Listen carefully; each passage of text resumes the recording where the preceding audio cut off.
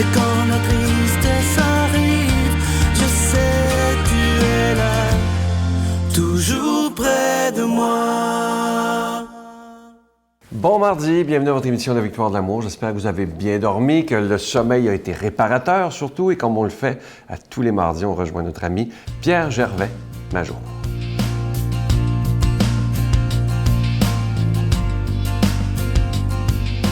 Alors, bonjour. Aujourd'hui, la parabole des couleurs. Étonnant comme titre. Alors, un jour, les couleurs se sont mises à se quereller entre elles. Elles s'ostinaient, comme on dit en bon québécois, pour savoir laquelle était la plus belle, la plus importante, celle qui apportait à l'humanité le plus de bien-être ou de bienfait ou de joie, je ne sais trop. Alors, en plein milieu de la chicane, le bleu a dit « Oh là là! Moi, le bleu, je suis la couleur de la mer, des eaux, du ciel. Je suis donc la couleur qui parle de la plénitude, de l'immensité. » Le vert l'a coupé tout de suite. Il a dit « Non, non, non, moi, je suis la plus belle et la plus importante des couleurs puisque je suis la couleur de la vie, des fruits, des arbres, des forêts, des montagnes. C'est moi qui apporte au monde la nourriture. C'est moi, le vert, qui est la couleur de la vie, de la nourriture, des forces. » Le rouge s'est interposé et il a dit « Non, non, non, non. Moi, le rouge, c'est moi qui suis la couleur de la force, de l'éclair, de l'énergie, du feu, la couleur de l'amour, la couleur du cœur. » Le jaune, lui, était plus discret parce qu'on l'a souvent taxé d'être la couleur de la jalousie. Le jaune, il dit, moi, je suis la couleur de la joie, de l'harmonie, de la modestie. C'est pour ça qu'il ne parlait pas trop fort, puis il prenait juste sa place, mais pas plus qu'il fallait. Le mauve, il est arrivé, puis il dit, oh non, moi, je suis la couleur de l'apparat. Je suis la couleur de ceux qui ont du pouvoir, la couleur des juges, des notables, la couleur de ceux qui ont de la force, du prestige, la couleur des puissants. Tout d'un coup, le noir s'est présenté le bout du nez. Et puis là, à la vue du noir, toutes les couleurs se sont réfugiées dans le tablier de la mer des couleurs, le blanc. Et là, la mer des couleurs, le blanc, a fait renaître toutes les couleurs, puis leur a dit, écoutez, là, mes petites filles, là, vivez donc dans l'harmonie. Chacune de vous, vous êtes importante.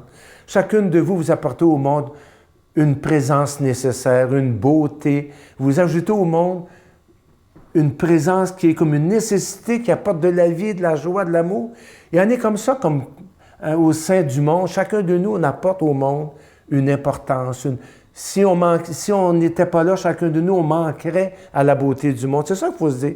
Il faut s'aimer soi-même, pardonner ses manques d'être, pour ainsi dire, pour apporter au monde notre présence, notre beauté, notre importance, notre nécessité. C'est ça le message aussi de l'Évangile, de s'aimer soi-même pour aimer les autres. Alors, bonne journée, beaucoup de bonheur et à bientôt, j'espère. Notre Père qui es aux cieux, que ton nom soit sanctifié, que ton règne vienne, que ta volonté soit faite sur la terre comme au ciel. Donne-nous aujourd'hui notre pain de ce jour. Pardonne-nous nos offenses comme nous pardonnons à ceux qui nous ont offensés.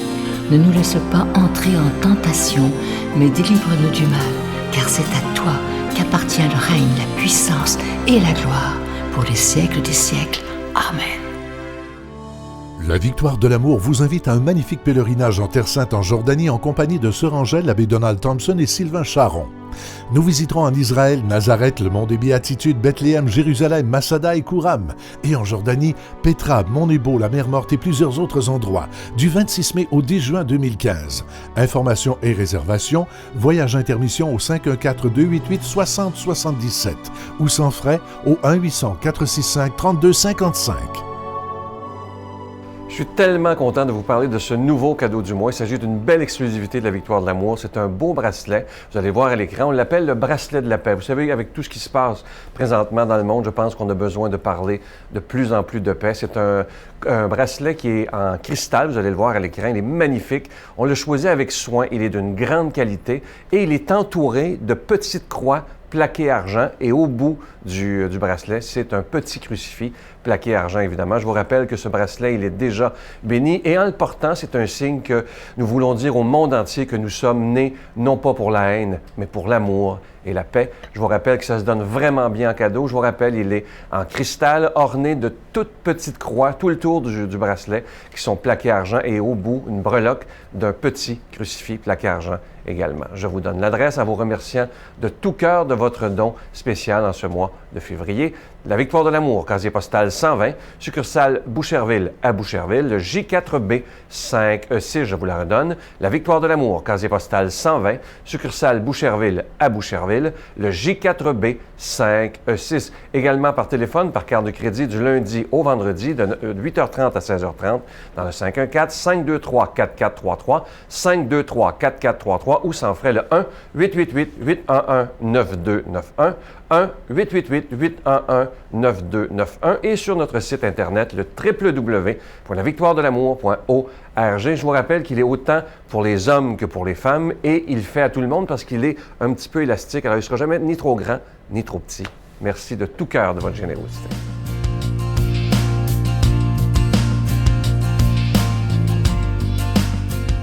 Mon Dieu, donnez-moi la sérénité d'accepter les choses que je ne peux changer, le courage de changer les choses que je peux et la sagesse d'en connaître la différence.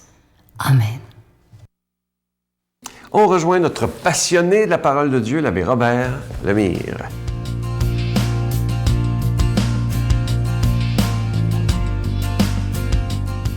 Bon matin de Dieu à vous tous. Aujourd'hui, notre évangile est tiré de Saint Marc, chapitre 5, versets 1 à 43. Un bel évangile, mais comme d'ailleurs, ils sont toujours extraordinaires, les évangiles. Écoute bien ça. Jésus regagna en barque l'autre rive et une grande foule s'assembla autour de lui. Il était au bord du lac.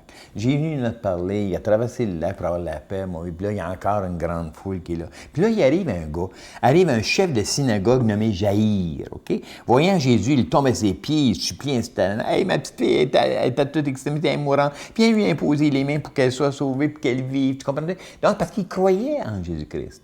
Il croyait. Ici, c'est un homme puissant, hein? Parce que Jaïr était un homme religieux responsable de la synagogue du village. Il n'était pas un disciple de Jésus. Il se sent impuissant pour sauver sa fille. Tu comprends-tu? Donc, il demande à Jésus. Puis, Jésus, je sais pas, regarde, là, c'était même pas un gars de sa gang, là, OK? Puis là, Jésus, il va. Donc, Jésus, il ne regarde pas qui il demande, là. Il ne regarde pas, t'es-tu ci, t'es-tu ça, tu vas-tu bien, t'es-tu un catholique, t'es un protestant. Non, il ne demande pas ça. Il fait juste écouter. Tout le monde sont importants aux yeux de Dieu. Donc, toi, premièrement, tu es très important, hein, aux yeux de Dieu. Qui que tu sois. Rappelle-toi de ça. Veux-tu, s'il vous plaît? Parce que combien de fois tu n'as pas osé demander, « Ah, moi, là, je ne mérite pas ça, je mérite... » Non, non. Qui que tu sois, tu es un aimé de Dieu. Jésus partit avec lui. Et la foule qui le suivait était si nombreuse qu'il l'écrasait. Il y avait du monde partout, ça n'avait pas de bon sens. OK? Or, une femme qui avait des pertes de sang depuis 12 ans, elle avait beaucoup souffert du traitement de nombreux médecins. Elle avait dépensé tous ses biens sans aucune amélioration. Au contraire, son état avait plutôt empiré. Pendant 12 ans, cette femme-là, mon vieux, parce qu'une femme qui saignait, une femme qui n'était pas... ça touchait quelqu'un, il devenait des impurs. Imagine-toi. Puis là, ça s'assoyait en quelque part, puis il y a quelqu'un qui s'était assis tout de suite après, dans le même banc, il devenait un impur. La loi, tu sais. Puis là, pas y toucher. Si tu touchais, t'es banni. Puis tu peux t'imaginer les souffrances que cette femme-là a dû avoir, là? Ça n'a pas de bon sens, OK? Donc, il n'y avait aucun médecin qui pouvait la guérir. Donc, à cause de ça, elle se sentait tellement rejetée là, qu'elle n'osait même pas faire quoi que ce soit. Gammez ça. Gammez la phrase. Cette femme, ayant appris ce que disait Jésus, vint derrière lui dans la foule et toucha son vêtement, car elle se disait, « Si je parviens juste à toucher son vêtement, je serai sauvée. » Elle ne voulait pas le rencontrer, elle ne voulait pas, là, elle disait, il ne faut pas qu'il s'en aperçoive, mais juste toucher son vêtement. Parce que j'étais un impur, j'étais pas bonne. Puis s'il me touche, bien, lui aussi va devenir un impur. Puis être là. Elle avait du cœur, cette femme-là, quand même. Mais elle croyait que juste toucher Donc, elle ne veut pas déranger. Elle veut juste dire, mais c'est sûr, Jésus devrait pouvoir me guérir. Tu sais? Donc, Jésus est devenu pour elle son dernier recours. Elle n'avait plus rien. Elle n'avait plus d'argent, plus rien. Elle avait tout perdu. Donc, tu vois-tu, des fois, ça nous prend à un moment donné d'arriver dans le creux d'une vague, là, puis de prendre conscience que, hey, il doit y avoir d'autres choses en quelque part. Il doit y avoir d'autres choses en quelque part. Et c'est Jésus-Christ. Hein? Donc, Jésus savait d'abord, qui m'a touché, là? Qui m'a touché? La foule était là, il y avait du monde qui se bousculait, puis il dit, qui m'a touché? Ben, les apôtres, ils le regardent, ils disent, voyons donc, Seigneur, qui t'a touché? Regarde tout le monde qui est alentour de toi, tu sais. Mais elle l'a entendu, là. Regardez ça. Alors la femme, craintive et tremblant, vint se jeter à ses pieds et lui dit toute la vérité. Elle lui a dit toute la vérité. Elle a accepté de se libérer. Elle a accepté de dire, hey, Seigneur, regarde, je vis ça. Tu sais. Puis ça fait des années. Puis, tu sais. Elle, là, elle ne voulait pas voir Jésus, elle voulait juste être touchée. Mais moi, quand je regarde ça, c'est qui a touché? M'a touché, c'est parce que Jésus, en quelque part, bon, il n'aurait pu dire rien, puis il savait. Non.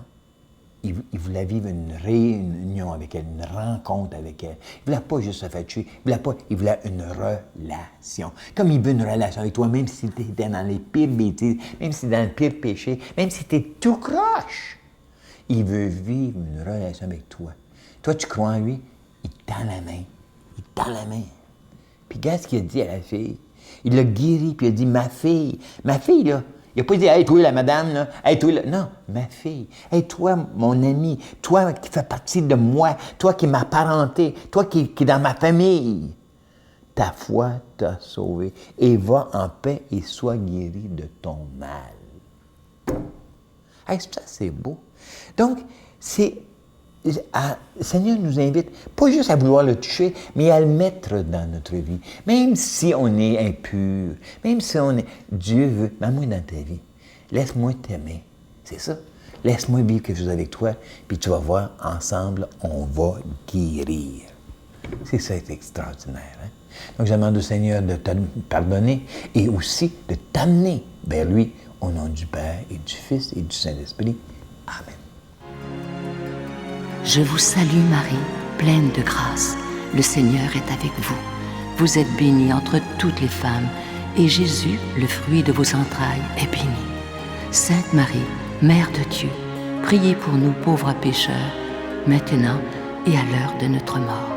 Amen.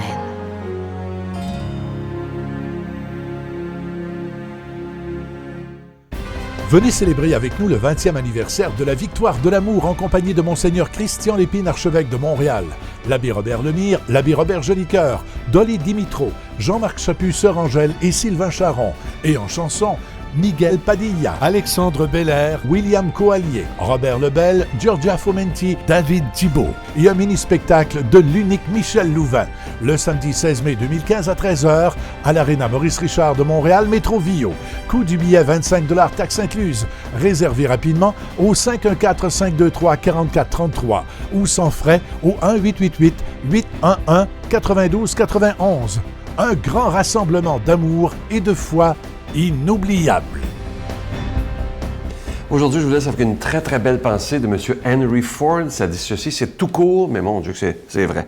Ne cherchez pas la faute, cherchez toujours le remède. Ça, c'est très vrai. Au lieu de toujours chercher ce qui ne va pas, cherchons donc le remède afin qu'on puisse régler des choses. C'est un bon conseil de M.